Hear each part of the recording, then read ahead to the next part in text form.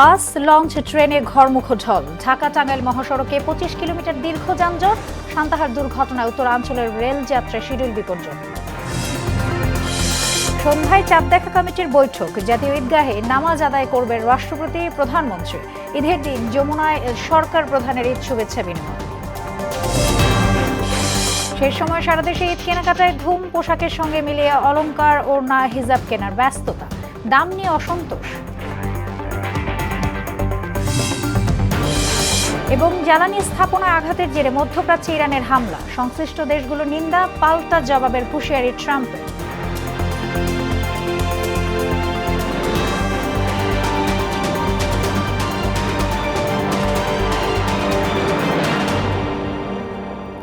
আসসালামু আলাইকুম, স্বাগত মোহনা সংবাদে। এতক্ষণ শুনছিলেন শিরোনাম, আর পুরোটা সংবাদ জুড়ে আছে আমি সোনিয়া ইসলাম।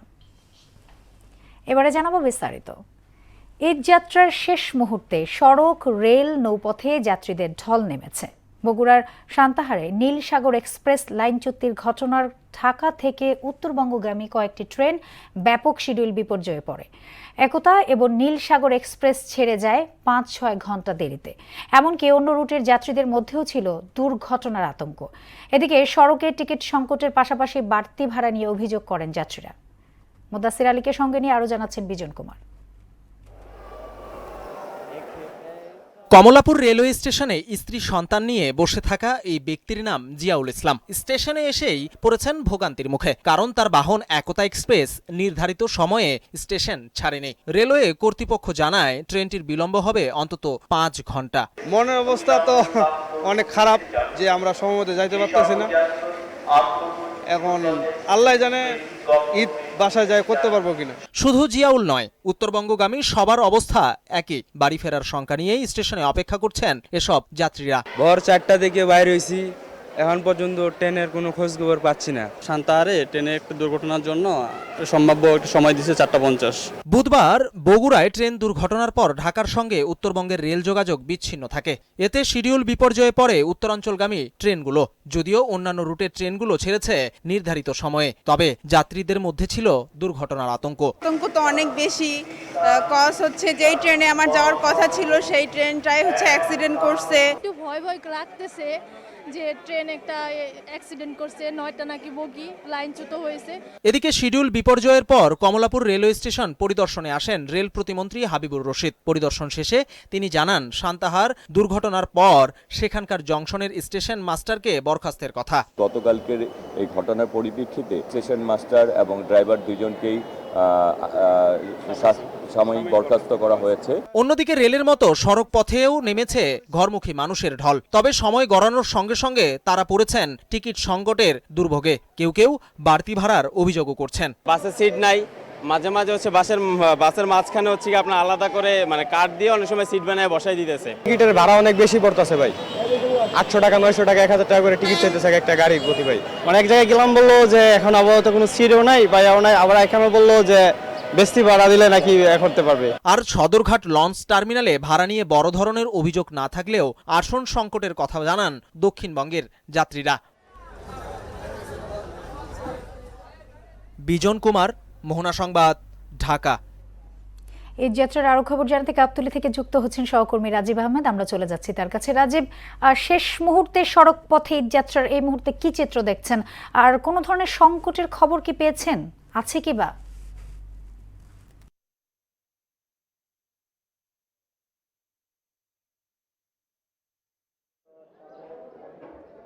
সোনিয়া, আপনি জানেন আজকে 29 রমজান, আর একটি দিন পরেই মুসলিম ধর্মাবলম্বীদের সবচেয়ে বড় ধর্মীয় উৎসব ঈদ উল ফিতর। ঈদ উল ফিতর উপলক্ষে সরকারি ছুটি এবং বেসরকারি প্রতিষ্ঠানের ছুটি অলরেডি শুরু হয়ে গেছে, এবং দীর্ঘ লম্বা ছুটিতে অনেকেই বাড়ি চলে গেছেন বা এখনো যাবেন, এরকম একটি পরিস্থিতি। আসলে আমরা দাঁড়িয়ে আছি গাবতলী বাস টার্মিনালে। এটা মূলত দক্ষিণবঙ্গ এবং উত্তরবঙ্গের যাত্রীরা এই রুট ব্যবহার করে, এবং সেই উপলক্ষে এখানে আসলে অনেক ভিড় লক্ষ্য করা যাচ্ছে না।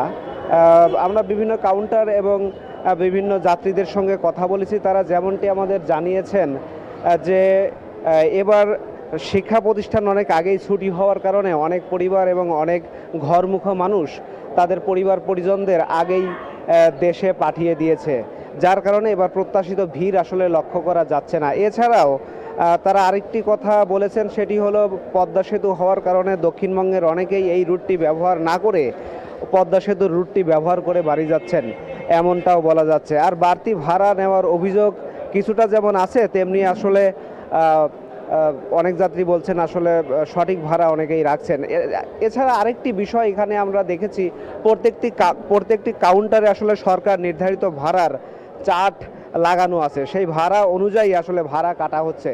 এছাড়া নিয়মিত যারা এখানে যাতায়াত করেন এবং যারা নিয়মিত যাতায়াত করেন মূলত তারা বলছেন এর আগের সময়ে আমরা নির্ধারিত ভাড়ায় আসলে যাই নাই। এর আগে অনেক কম মূল্যেই যাত্রী সেবা দিয়ে আসছে পরিবহনগুলো। সরকারি যে নির্ধারিত ভাড়া সেটি আসলে ওই সময় কার্যকর ছিল না। যেমন রাজবাড়ির ভাড়া এখান থেকে চাওয়া হচ্ছে 500 টাকা, আগে যাওয়া হতো 390 টাকা, এরকম 390 টাকা আসলে সরকার নির্ধারিত ভাড়া না, 500 টাকা সরকার নির্ধারিত ভাড়া যেটা এখন নেওয়া হচ্ছে। পরিবহন মালিকরা বা পরিবহন সংশ্লিষ্ট যারা আছেন তারা আমাদের যেমনটি বলছেন, তারা বলছেন ওই সময় আসলে যদি 500 টাকা আমরা ভাড়া চাই তাহলে অনেকেই যাব না, এবং ওই সময়ে যাওয়ার সময় যেমন যাত্রী পাওয়া যায়, আসার সময় যাত্রী পাওয়া যায়। আর ঈদ উপলক্ষে আসলে এখানে যাত্রী শুধু নিয়েই যাচ্ছে, ওখান থেকে ওইভাবে যাত্রী। রাজীব, আপনাকে ধন্যবাদ। অতিরিক্ত যানবাহনের চাপে ঢাকা টাঙ্গাইল মহাসড়কে চন্দ্রা ও আশেপাশের এলাকার 25 কিলোমিটার জুড়ে যানজটের সৃষ্টি হয়েছে। এতে ভোগান্তিতে পড়েছেন ঘরমুখ মানুষ।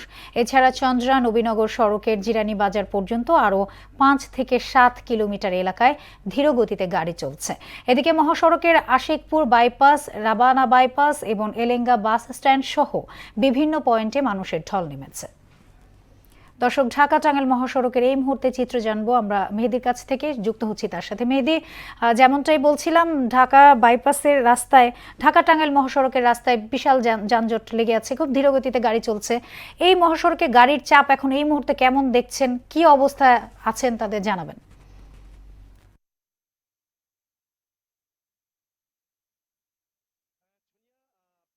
বলেছিলেন যে ঢাকা টাঙ্গাইল মহাসড়ক এবং চন্দ্রা নবীনগর মহাসড়কের যে যানবাহনের দৃশ্য, সেই দৃশ্য কিন্তু এখন একটু ভিন্ন।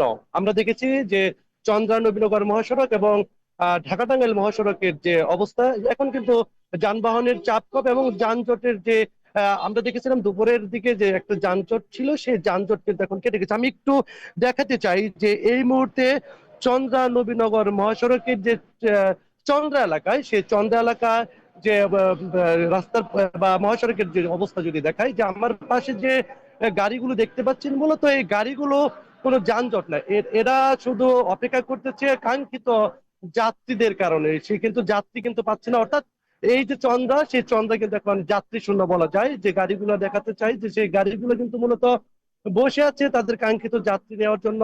আমরা একটা তথ্য দিয়ে রাখি যে উত্তরবঙ্গে যাওয়ার যে প্রবেশদ্বার, অর্থাৎ চন্দ্রাতে ঢাকা টাঙ্গাইল মহাসড়ক থেকে এবং চন্দ্রা নবীনগর মহাসড়ক থেকে ঠিক এই চন্দ্রা হয়ে কিন্তু মূলত এই 23টি জেলার মানুষ কিন্তু তাদের গন্তব্যস্থলে যায়। প্রতি বছরই নেয়, কিন্তু আমরা দেখেছি যে গতকালকে এবং আগের দিনেও, অর্থাৎ আজকেও কিন্তু আমরা দেখেছিলাম যে অনেক বড় একটি যানজট। কিন্তু এই মুহূর্তে কিন্তু সেই চিত্রটা কিন্তু ভিন্ন। আমরা একটু দেখাই যে ঢাকা টাঙ্গাইল মহাসড়কের যে ফ্লাইওভারটি, সেই ফ্লাইওভারটিতেও কিন্তু কোনো প্রকার যানজটের দৃশ্য নেই। এবং আমরা যদি একটু দেখা যে এই যে আমার পেছনে যে লেনটি রয়েছে, সেই লেনটি হচ্ছে চন্দ্রা নবীনগর মহাসড়কের একেবারেই ফাঁকা বলা যায়। এবং আমরা যাত্রীদের সাথে কথা বলেছিলাম, যাত্রীরা আমাদেরকে যে বলেছিলেন যে স্বস্তিতে এখন পর্যন্ত, এখনের যে অবস্থা, তারা স্বস্তিতে কিন্তু তারা ঘরমুখী হচ্ছেন। এবং গতকালকে যে ভাড়া ছিল, সেই ভাড়ার তুলনায় কিন্তু আজকে অনেকটাই ভাড়া কম, অর্থাৎ ভাড়াটা যা স্বাভাবিক ভাড়ার চেয়ে হয়তো বা 100-200 টাকা বেশি নিচ্ছে, এবং তারা কিন্তু স্বেচ্ছায় এই ভাড়াটা কিন্তু দিচ্ছে। তো আমরা একটু দেখাই যে যে লেনটি দেখতেছেন, সেই গাড়িগুলো কিন্তু মূলত সারি সারি ভাবে রেখেছে তাদের কাঙ্ক্ষিত যাত্রীগুলো নেওয়ার জন্য। আমি একটু দেখাই যে এই পাশে কিন্তু একেবারেই ফাঁকা। আমরা একটু ফাঁকার দৃশ্যটাই দেখতে পাচ্ছি। বিশেষ করে আমরা আরেকটা বিষয় তথ্য দিয়ে রাখি যে গতকালকে সবচেয়ে বেশি যাত্রীর চাপ ছিল, এবং আজকে সকালেও কিন্তু যাত্রী কম ছিল, আমরা এমনটি কিন্তু দেখেছি। এবং আমরা এখন যাব মুন্সিগঞ্জের শর্মী সুজন, তিনি মুখ্যমন্ত্রীর যে ঘরমুখী মানুষের যাবো।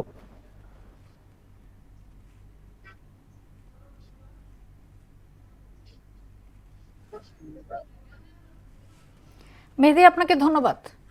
দর্শক, এতক্ষণ শুনছিলাম ঢাকা টাঙ্গাইল মহাসড়কের তথ্য। এবার চলে যাচ্ছি ঢাকা ভাঙা মহাসড়কের মাওয়া পয়েন্টে। সেখানে আছেন আমাদের সহকর্মী মোহাম্মদ সুজন। আমরা চলে যাচ্ছি তার কাছে। সুজন, ঢাকা ভাঙা মহাসড়কের মাওয়া পয়েন্টে তো আপনি আছেন। এখানে এই মুহূর্তে সড়কের চিত্র আপনি কি দেখছেন? পরিবহন সংশ্লিষ্ট কারো বক্তব্য নিতে পেরেছেন কিনা? কি তথ্য আপনার কাছে আছে জানাবেন।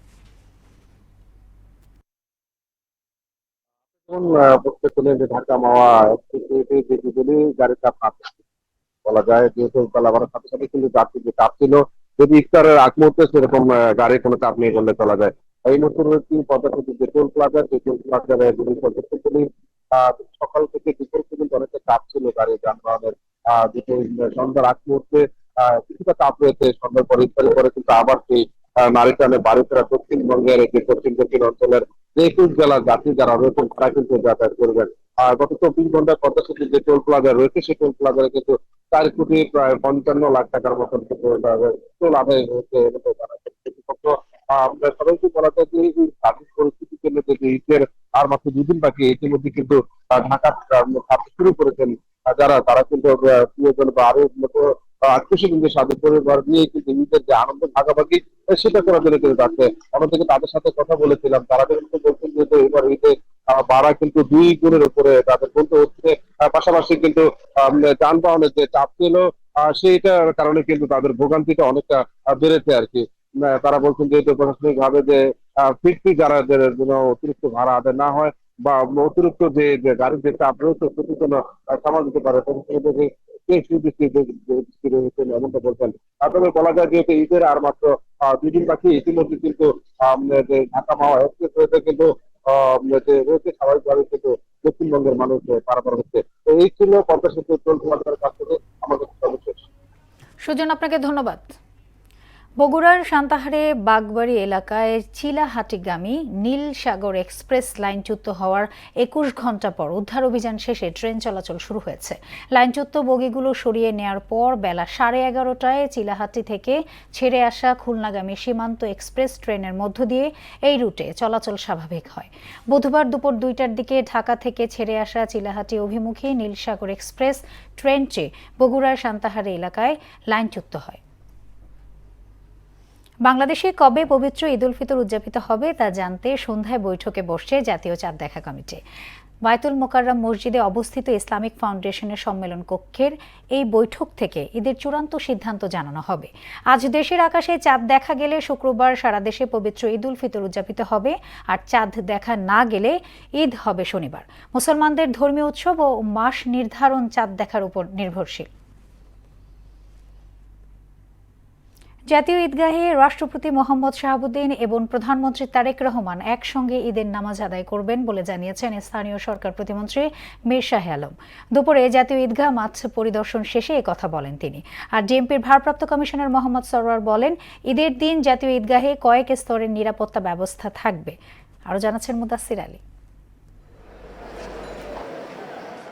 ঈদের দিন এই জাতীয় ঈদগাহে নামাজ আদায় করবেন রাষ্ট্র ও সরকার প্রধান থেকে শুরু করে দেশের গুরুত্বপূর্ণ ব্যক্তিরা, তাই এখানকার নিরাপত্তা নিশ্চিতে কোনো কমতি রাখা হয়নি।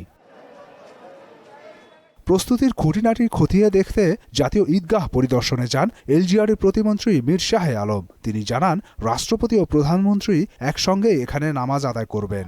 দীর্ঘদিন পর জাতি মহামান্য রাষ্ট্রপতির সাথে একজন পুরুষ প্রধানমন্ত্রী হিসাবে এই ঈদে একসঙ্গে 2 জন ভিভিআইপিকে নামাজ পড়ার জন্য দেখবেন। এদিকে ঈদগাহের সার্বিক নিরাপত্তা ব্যবস্থা নিয়ে কথা বলেন ভারপ্রাপ্ত ডিএমপি কমিশনার মোহাম্মদ সরওয়ার। তিনি জানান, সিসিটিভি থেকে শুরু করে আর্চওয়ে এবং মেটাল ডিটেক্টরের ব্যবস্থা থাকছে। কিছু সড়কে যান চলাচলও বন্ধ রাখা হবে। প্রবেশ গেট সমূহে তল্লাশির জন্য আর্চওয়ে এবং মেটাল ডিটেক্টর থাকবে। পুরো জাতীয় ঈদগাহ ময়দান সহ আশেপাশের এলাকায় সিসি ক্যামেরা দিয়ে মনিটরিং করা হবে। ঈদ জামাত উপলক্ষে নগরীর কিছু কিছু পয়েন্টে ডাইভারশন দেওয়া থাকবে। 0 পয়েন্ট ক্রসিং, সরকারি কর্মচারী হাসপাতাল, high court crossing, press club link road, পররাষ্ট্র মন্ত্রণালয়ের পিছনের গলি, ইউবিএল বা Paltan crossing, police control room gap, মৎস্য ভবন ক্রসিং, এইসব এলাকায় আমাদের ডাইভারশন থাকবে। এদিকে ঈদের দিন সকালে বৃষ্টি হলে জাতীয় ঈদগাহের পরিবর্তে বাইতুল মোকাররমে প্রধান জামাত অনুষ্ঠিত হবে বলে জানান ঢাকা বিভাগীয় কমিশনার শরফুদ্দিন আহমেদ। সম্ভাব্য ঈদের দিন সকালে একটু হালকা বৃষ্টির সম্ভাবনা আছে, তো সেটার পরিমাণ খুব বেশি না। তারপরেও যদি বৃষ্টির পরিমাণ অনেক বেশি হয়ে যায়, সেই ক্ষেত্রে আমাদের ঈদের জামাতটা স্থানান্তরিত বাইতুল মোকাররম মসজিদে অনুষ্ঠিত হবে। সেই ক্ষেত্রে 8:30টায় যে জামাতটি অনুষ্ঠিত হওয়ার কথা এখানে, এটা 9টায় অনুষ্ঠিত হবে বাইতুল মোকাররম মসজিদে। এবার ৩৫,০০০-এর বেশি মুসল্লির নামাজ আদায়ের বন্দোবস্ত করা হয়েছে জাতীয় ঈদগাহে। মুদাসসির আলী, মোহনা সংবাদ, ঢাকা। রাষ্ট্রীয় অতিথি ভবন যমুনা ঈদের দিন দেশের বিশিষ্ট ব্যক্তিদের সঙ্গে শুভেচ্ছা বিনিময় করবেন প্রধানমন্ত্রী তারেক রহমান। দুপুরে প্রধানমন্ত্রীর অতিরিক্ত প্রেস সচিব আতিকুর রহমান রুমন এই তথ্য জানান। বলেন, ঈদের দিন সকাল 8টায় জাতীয় ঈদগাহে যাবেন প্রধানমন্ত্রী। বিশেষ কোনো দাপ্তরিক বা রাষ্ট্রীয় প্রয়োজন ছাড়া সরকার প্রধান আপাতত রাষ্ট্রীয় অতিথি ভবন যমুনায় উঠছেন না বলেও জানান অতিরিক্ত প্রেস সচিব। বিশেষ কোনো প্রয়োজন ছাড়া দেশে যদি কোনো অস্থিরতা বা কোনো ধরনের কিছু না হয়, তাহলে উনি এখানে উঠছেন না। ঈদের দিনে আনন্দ ভাগাভাগি করার জন্য আমাদের মাননীয় প্রধানমন্ত্রী জনাব তারেক রহমান এখানে আসছেন। এখানে দেশি বিদেশি, তারপরে আপনার রাজনৈতিক, তারপরে আপনার বিশেষ ব্যক্তিত্ব, তারপরে আপনার সামাজিক, তারপরে বিভিন্ন সংগঠন, সামরিক বেসামরিক সব লোকজনের সাথে এখানে মিলিত হবেন এবং ঈদ আনন্দ ভাগাভাগি করবেন। এবং এখানে যৎসামান্য আপ্যায়নের ব্যবস্থা থাকবে, আপ্যায়ন করাবেন জনাব তারেক রহমানের পক্ষ থেকে, প্রধানমন্ত্রীর পক্ষ থেকে। দিনাজপুরের গোর-এ-শহীদ ঈদগাহ মাঠে এবার অনুষ্ঠিত হবে দেশের সবচেয়ে বড় ঈদের জামাত। সে উপলক্ষে চলছে শেষ মুহূর্তের প্রস্তুতি। এ মাঠে একসঙ্গে নামাজ আদায় করতে পারবেন প্রায় কয়েক লাখ মুসল্লি। নিরাপত্তা ব্যবস্থা সহ ইতোমধ্যে সব ধরনের ব্যবস্থা করেছে আয়োজকরা। সুবল রায়ের প্রতিবেদন, জানাচ্ছেন আফরিন পপি। দিনাজপুরে ঐতিহাসিক গোর-এ-শহীদ বড় ময়দানে এবার একসঙ্গে নামাজ আদায় করতে পারবেন কয়েক লাখ মুসল্লি। তাই 22 একর জায়গা জুড়ে মাঠ তৈরি সহ চলছে নানা প্রস্তুতি। এশিয়া মহাদেশের সবচেয়ে বড় ঈদের জামাত অনুষ্ঠিত হবে এই মাঠে। গোর-এ-শহীদ ময়দানে ঈদুল ফিতরের নামাজ শুরু হবে সকাল 9টায়। এবারও ঈদের জামাতে ইমামতি করবেন মাওলানা মাহফুজুর রহমান। বিভিন্ন জায়গা থেকে, বিভিন্ন জেলা থেকে অনেক মানুষ আসে, অনেক মানুষের সমাগম হয়। অজু এবং তাদের স্যানিটেশন ব্যবস্থার জন্য মাঠের উত্তর পাশে পর্যাপ্ত পরিমাণে নলকূপ স্থাপন করা হচ্ছে এবং পর্যাপ্ত পরিমাণে টয়লেটের ব্যবস্থা করা হয়েছে। এখানে দূর দূরান্ত থেকে অনেক লোক নামাজ পড়তে আসে, আমরা এখানে নামাজ পড়তে আসি। মুসল্লিদের নিরাপত্তায় সিসি ক্যামেরা বসানোর পাশাপাশি থাকবে গোয়েন্দা নজরদারি। এছাড়া মাঠের আশেপাশে থাকবে র্যাব, বিজিবি, পুলিশ সহ আইন শৃঙ্খলা বাহিনীর সদস্যরা। জেলা পুলিশের পক্ষ থেকে এখানে সার্বিক নিরাপত্তা ব্যবস্থা অবশ্যই গ্রহণ করা হবে। ইতিমধ্যে কিন্তু আমরা প্রস্তুতি শুরু করে দিয়েছি। আমাদের স্কেলেটন ডিপ্লয়মেন্ট হয়ে গেছে। আপনারা দেখছেন আজকে যে আমাদের স্কেলেটন ডিপ্লয়মেন্ট হয়ে গেছে। সাদা পোশাকে গোয়েন্দা নজরদারি আমরা বৃদ্ধি করছি। আমাদের এখানে 3 স্তর বিশিষ্ট আমরা নিরাপত্তা ব্যবস্থা নিব। আমরা মাঠের সার্বিক প্রস্তুতি কার্যক্রম চালু রেখেছি। আশা করছি নামাজের যথেষ্ট সময় আগেই আমরা মাঠের সকল প্রস্তুতি কার্যক্রম সম্পন্ন করতে পারব। 2017 সাল থেকে এখানে ঈদের নামাজ আদায় করছেন দিনাজপুর সহ পার্শ্ববর্তী বিভিন্ন জেলার মুসল্লিরা। আফরিন পপি, মোহনা সংবাদ। ঈদুল ফিতরের মাত্র 2-1 দিন বাকি। শেষ মুহূর্তে সারা দেশেই জমজমাট ঈদ কেনাকাটা। মার্কেট, বিপণী বিতান থেকে শুরু করে ফুটপাতের দোকান সবখানেই সকাল থেকে গভীর রাত পর্যন্ত চলছে বেচা বিক্রি। পোশাকের সঙ্গে মিলিয়ে অলংকার, ওড়না, হিজাব ও জুতা কেনার ব্যস্ত তরুণ তরুণীরা। দাম নিয়ে বরাবরের মতো ক্রেতা বিক্রেতাদের মধ্যে রয়েছে পাল্টাপাল্টি অভিযোগ। তবে মার্কেটগুলোতে বাহারি ডিজাইন ও রঙের পোশাক থাকায় খুশি সবাই। দর্শক, ঈদ কেনাকাটার আরো খবর জানাতে গাইবান্ধার গোবিন্দগঞ্জ থেকে যুক্ত হচ্ছেন সহকর্মী রাসেল কবির। আমরা চলে যাচ্ছি তার কাছে। রাসেল, ঈদ কেনাকাটার শেষ মুহূর্তে কেমন দেখছেন আপনি গাইবান্ধায়? ক্রেতা বিক্রেতারা কি বলছেন, তাদের বক্তব্য কি জানাবেন?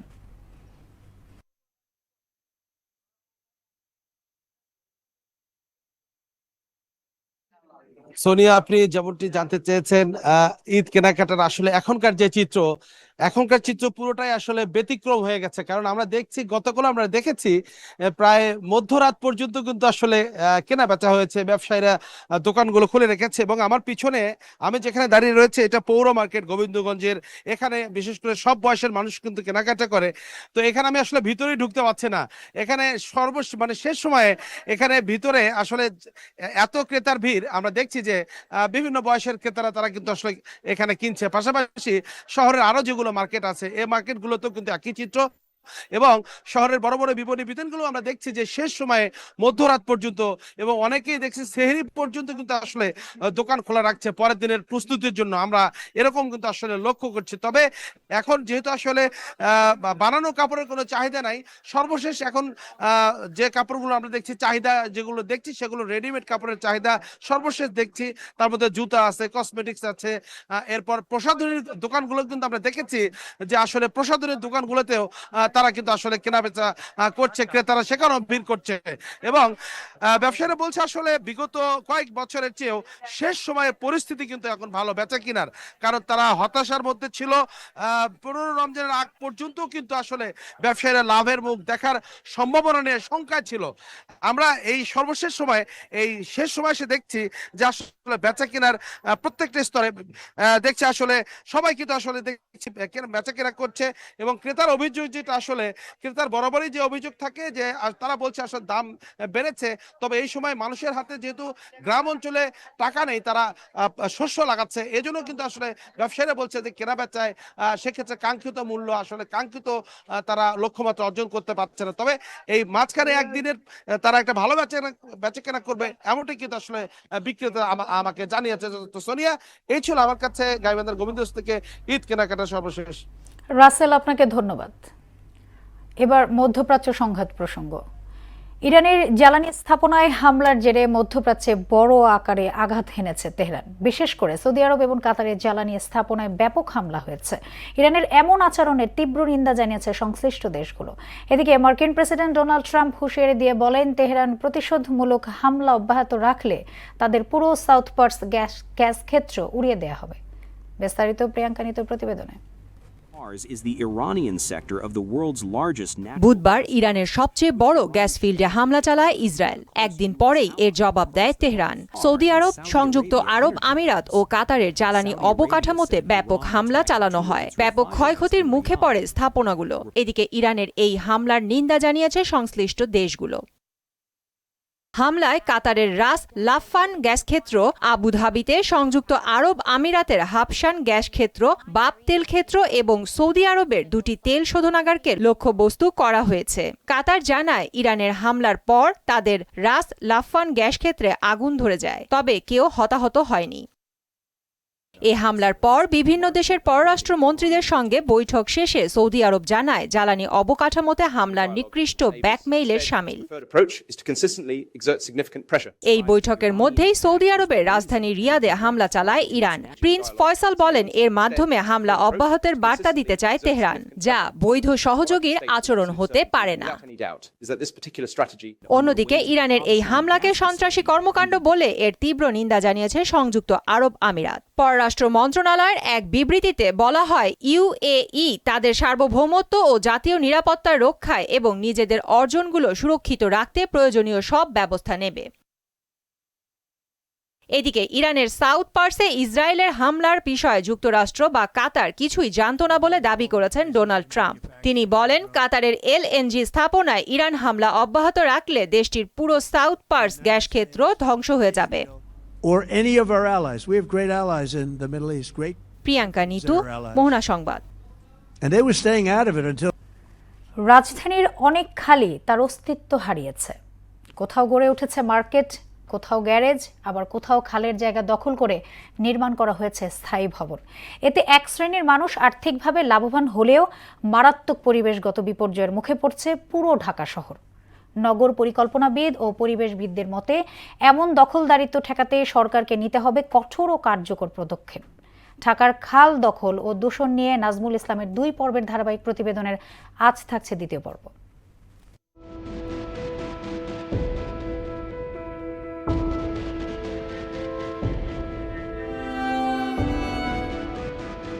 দখল হওয়া অসংখ্য খালের তালিকায় মিরপুরের রূপনগর খালটি অন্যতম। এখন সেখানে দাঁড়িয়ে বোঝার উপায় নেই একসময় এই জায়গায় পানি প্রবাহিত হতো, নৌকা চলত আর স্থানীয়রা মাছ ধরত। বছরের পর বছর ভূমিদস্যু আর প্রভাবশালীদের অবৈধ দখলে হারিয়ে গেছে খালটি। পুরনো মানচিত্রে চোখ রাখলেই দেখা যায় রামচন্দ্রপুর, বেগুনবাড়ি, ধুলাইখাল, রায়ের বাজার সহ অসংখ্য খাল একসময় ছিল ঢাকার প্রাণ। কিন্তু এসব জায়গায় মাথা তুলেছে উঁচু দালান, কোথাও তৈরি হয়েছে রাস্তা, বস্তি কিংবা মার্কেট। গবেষণা বলছে হারিয়ে যাওয়া খালগুলোর জমির 1/3 এখন স্থায়ী স্থাপনা। প্রায় 19% জায়গায় করা হয়েছে প্লট আর 17% দখল করেছে সড়ক। এলাকাবাসীর দাবি, খাল দখলের পেছনে রয়েছে প্রভাবশালী মহলের মদত, আর সরকারি সংস্থাগুলোর ভূমিকা অনেকটা নীরব দর্শকের মতো। আইন থাকলেও প্রয়োগ নেই বললেই চলে। দিন দিন এটা দখল হয়ে যাচ্ছে। কিছু প্রভাবশালী লোক আছে, তারা এটাকে কি করছে, আপনার দখল করে খাচ্ছে। এখানে তো আমিও কিছু বলতে পারি না, বা দেখা যায় প্রশাসন হয় কোনো কিছু বলতে পারে না, বা সরকারও কিছু বলে না। এই পাশেও দখল, এই পাশেও দখল, দোনো পাশে দখল, খালটা হয়ে গেছে ছোট। তরুণ গবেষক সাইফুল ইসলামের মতে, রাজনৈতিক স্বার্থান্বেষী মহল ব্যক্তিগত লাভের আশায় নিয়মিতভাবে খালের জমি দখল করে সেখানে বিভিন্ন ধরনের স্থাপনা নির্মাণ করছে। রাজনৈতিক কিছু কুচক্রী মহল যারা খাল দখল করে অবৈধ স্থাপনা নির্মাণ করছে। এই অবৈধ স্থাপনা নির্মাণে তাদের অনেক বেনিফিট বা আমাদের ক্ষতিকারক দিক আছে। বিশেষজ্ঞরা বলেন, খাল দখল রোধে শুধু দখলদারদের বিরুদ্ধে সরকারের কঠোর সিদ্ধান্তই যথেষ্ট নয়। খালের সীমানা নির্ধারণে প্রযুক্তির ব্যবহার নিশ্চিত করাও জরুরি। GIS, remote sensing, satellite image ব্যবহার করে সিএস খতিয়ান ধরে কোন জায়গায় কোন খালটি ছিল সেই ম্যাপিং করতে হবে। ম্যাপিং করে সরকারের সর্বাত্মক যেই ইফোর্ট রয়েছে, এনফোর্সমেন্ট রয়েছে, তার মাধ্যমে জিরো টলারেন্সের মাধ্যমে এই দখলদারদেরকে উচ্ছেদ করতে হবে। একসময় ঢাকায় মোট 344 কিলোমিটার খাল থাকলেও বর্তমানে 124 কিলোমিটার খাল সম্পূর্ণভাবে হারিয়ে গেছে। নাজমুল ইসলাম, মোহনা সংবাদ, ঢাকা। চট্টগ্রাম নগরীর বাণিজ্যিক এলাকায় টেরিবাজারে একটি বহুতল ভবনে ভয়াবহ অগ্নিকাণ্ডে 2 জন নিহত হয়েছেন। সকালে 10 তলার কেবি অর্কিড প্লাজায় অগ্নিকাণ্ডের ঘটনা ঘটে। এতে বেশ কয়েকজন আহত হয়েছেন আর তাদের উদ্ধার করে চট্টগ্রাম জেনারেল ও চট্টগ্রাম মেডিকেল কলেজ হাসপাতালে নেওয়া হয়েছে। চমেক হাসপাতালের পুলিশ ফাঁড়ির ইনচার্জ জানান, গুরুতর আহত 2 জনকে হাসপাতালে নেওয়ার পর কর্তব্যরত চিকিৎসক মৃত ঘোষণা করেন। খুলনায় ঘরের ভেতর ঢুকে একই পরিবারের 4 জনকে গুলি করেছে দুর্বৃত্তরা। সকালে লবণচড়া থানার খাদিজাবাগ কৃষ্ণনগর এলাকায় এই ঘটনা ঘটে। এদের মধ্যে 2 জনের অবস্থা আশঙ্কাজনক থাকায় উন্নত চিকিৎসার জন্য খুলনা থেকে ঢাকায় পাঠানো হয়েছে। লবণচড়া থানার ভারপ্রাপ্ত কর্মকর্তা মোহাম্মদ তুহিনুজ্জামান জানান, পরকীয়ার জেরেই এই ঘটনা ঘটে। হামলাকারীদের গ্রেফতারে অভিযান চলছে। এবার খেলার খবর, cricket. Pakistan super league PSL এ এবার দল পেয়েছেন বাংলাদেশের 5 তারকা ক্রিকেটার। আগামী 26 মার্চ থেকে শুরু হতে যাওয়া এই ফ্র্যাঞ্চাইজি টুর্নামেন্ট খেলতে এনওসি দিয়েছে বিসিবি। PSL এ সরাসরি চুক্তিতে বা হাতি পেসার মোস্তাফিজুর রহমানকে দলে ভিড়িয়েছিল লাহোর কালান্দার্স। এরপর নিলামে দল পান রিশাদ হোসেন, নাহিদ রানা ও পারভেজ ইমন। সবশেষ দিন 2-1 আগে পঞ্চম বাংলাদেশি হিসেবে শরীফুল ইসলামও প্রথমবার ফ্র্যাঞ্চাইজি লিগটিতে ডাক পেয়েছেন। সব ঠিক থাকলে নাহিদ রানার সঙ্গে পেশোয়ার জলমিতে দেখা যাবে বাহাতে এই পেশারকে। শেষ করব মোহনা সংবাদ, যাবার আগে শিরোনামগুলো আরও একবার।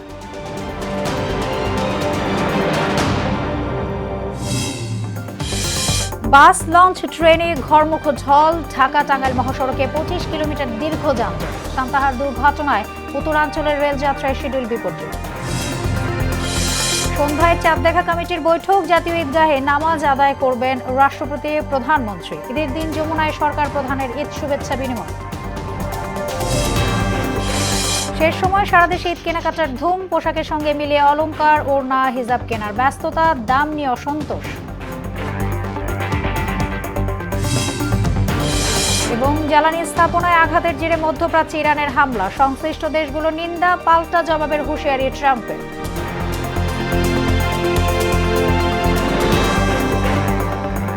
এই ছিল মোহনা সংবাদে। পরবর্তী সংবাদ রাত 9টায়। এর আগে সন্ধ্যা 7টায় দেখবেন সংবাদ এক নজর। মোহনার সবশেষ খবর জানতে ভিজিট করুন www.mona.tv। সংবাদ দেখতে পারেন ফেসবুক, ইউটিউবে। এতক্ষণ সঙ্গে থাকার জন্য ধন্যবাদ সবাইকে।